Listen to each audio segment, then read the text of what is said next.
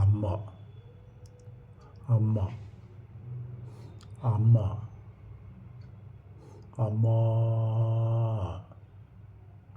అమ్మ అందమైన ఒక ఆరాధన. అమ్మ ఇప్పటికీ మీ తోడుంటే మిమ్మల్ని మించిన అదృష్టవంతుడు ఇంకొకడు లేదుగా.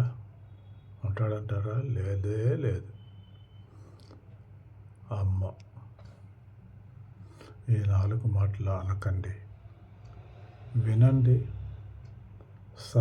సబ్స్క్రైబ్ చేసుకోండి.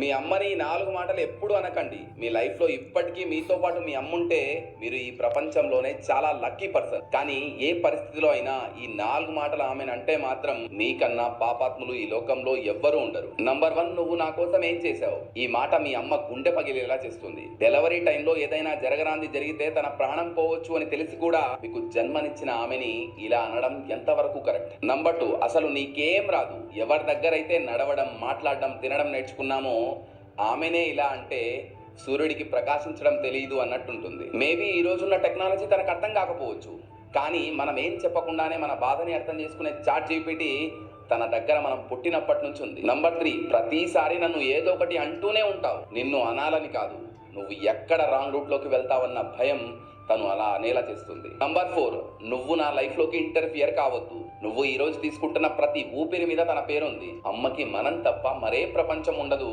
మీ అమ్మని ఈ 4 మాటలు ఎప్పుడు అనకండి. మీ లైఫ్లో ఇప్పటికీ మీతో పాటు మీ అమ్ముంటే మీరు ఈ ప్రపంచంలోనే చాలా లక్కీ పర్సన్. కానీ ఏ పరిస్థితిలో అయినా ఈ 4 మాటలు ఆమెను అంటే మాత్రం మీకన్నా పాపాత్ములు ఈ లోకంలో ఎవ్వరూ ఉండరు. నంబర్ 1